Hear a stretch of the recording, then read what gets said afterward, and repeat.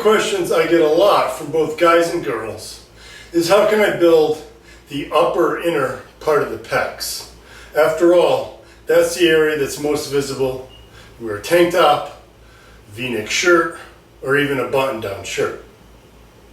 It's also one of the hardest areas of the chest to build up for some people. This has always been the most difficult area of the chest for myself to develop. So I've spent a number of years developing exercises that better target this area. Now obviously, incline presses, and if you've watched my videos, the reverse grip bench press, either done on a flat bench or an incline bench, are some of the best ways to target the upper chest. That's because these are multi-joint exercises which allow you to use the most weight, which places the most overload on the pecs, and that can lead to greater muscle growth. The problem with these exercises is that due to the movement involved, they really don't hit that inner and upper portion of the pecs. You're basically pressing straight out. To really target that inner area of the chest, you need to have a movement that's called adduction, such as during flies. And when you're trying to hit that the inner upper part of the pecs, then obviously exercises like incline flies, incline cable flies are the best exercises to target this area because you have that adduction movement. However, these exercises do limit the amount of weight that you can use, and that limits the amount of overload you can place on that area of the chest. So one exercise that I've come up with to help solve both of those problems is what I call the cross-body cable press. This exercise is a multi-joint exercise that also involves that adduction, bringing the arm across the body to really increase the range of motion that brings those inner upper pec muscle fibers into the exercise. Now to do this exercise, you're going to set the cables in a cable crossover station at the very lowest position. Attach either a D-handle or a stirrup handle to the pulley. Position yourself in the middle of the cable crossover, a little in front of the weight so you get a bit of a stretch. And then the starting position is not going to be with the arm straight like you would on a low pulley cable crossover. That also is a great exercise to target that upper inner part of the pecs. But again, it's not a multi-joint move, so it limits the amount of weight you can use and the overload you can place on this area. So again, you're going to start with your arm at your side, out at about a 45 or 30 to 45 degree angle from your torso. Arm is going to be bent almost at a 90 degree angle. Now, the start of this looks a lot like the bottom position of the reverse grip bench press. So you have an underhand grip, arm bent, and the movement is actually a cross between the low pulley cable crossover and the reverse grip bench press. You're simply pressing across your body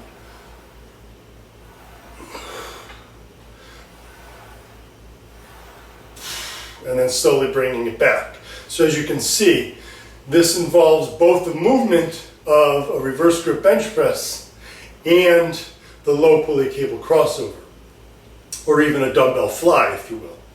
You're coming across the body, but you have movement at both the shoulder and the elbow joint, which allows you to load up more weight on the weight stack, placing more overload on that inner upper part of the pecs, but still allowing you to maximize muscle fiber involvement of that area. So again, start with your arm bent, about 90 degree angle at the elbow, arm out to your side, about 30 to 45 degrees from your torso, and then simply press up and across your body.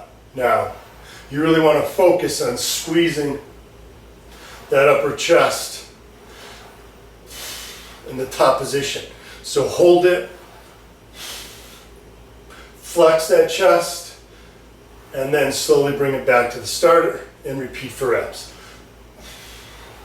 Now, as you'll notice, I like to use an open grip when I do this. It helps me focus more on using the pecs to perform the movement.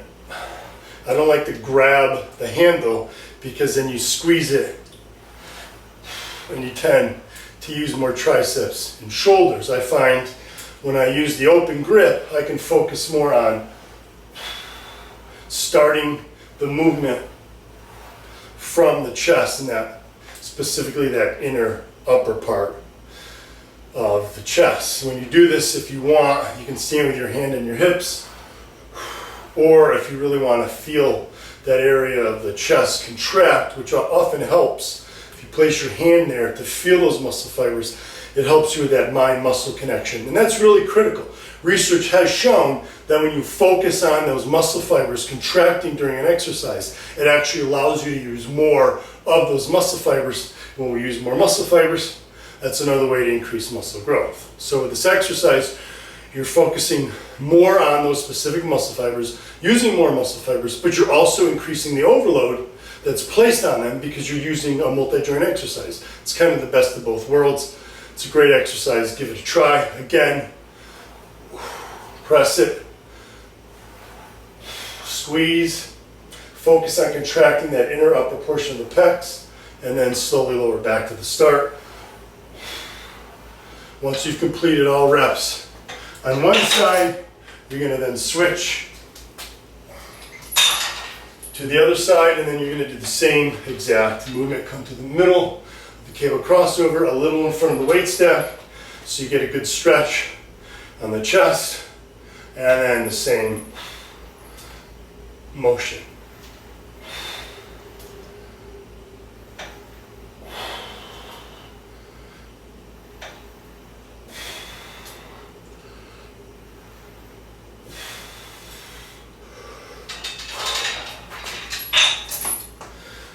Now, I like doing this one arm at a time because it allows you to really focus on each pec individually. And research has also shown that when you do single arm exercises, you're actually stronger than you would be if you use both arms at the same time. For example, if you can do 30 pounds on the cable crossover on this exercise with both arms, you'll probably be able to do 35 per arm when you do them by yourself. Now, again, that's important because it places more overload. However, you can also do this exercise with both arms. Remember, there's no best way to do an exercise. You really want variety. So use a variety of different variations of the same exercise. So sometimes try doing it with both arms at a time. When you do it bilaterally, it's pretty much the same exercise, just that you're using both arms at the same time. Come to the middle of the cable crossover, step a little forward, both arms out at your sides, about a 30 to 45 degree angle from your torso, elbows bent about 90 degrees, and then you're going to press up and across, and you're going to cross your arms in the top position. Now, what you want to do is switch which arm goes on top and which arm goes under, because that little change in direction changes the muscle fibers that you're using. So each time, alternate the arms. So right arm on top, left arm on bottom, and then the opposite. Left arm on top, right arm on bottom, and then keep switching in that pattern until you've completed all reps.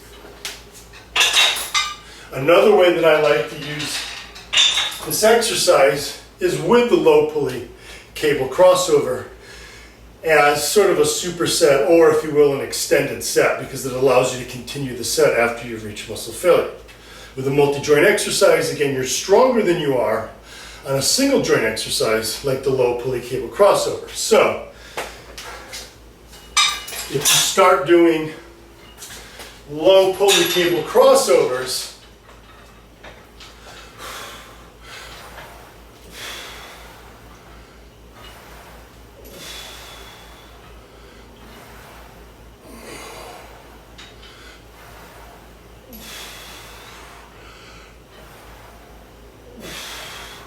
now once you've reached muscle failure, your set's over. But because you're stronger on the multi-joint exercise, the crossbody cable press, you can continue the set without putting the weight down.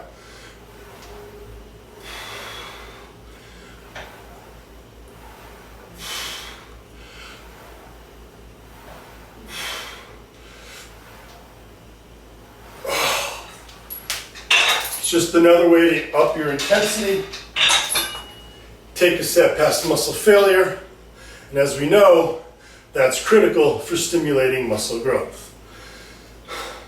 So give this exercise a try the next time you train chest. And for those of you who want more training and nutrition advice from me, such as more exclusive videos, articles, and workouts that you can take with you anywhere you go, become a member of my personal website, jimstoppani.com.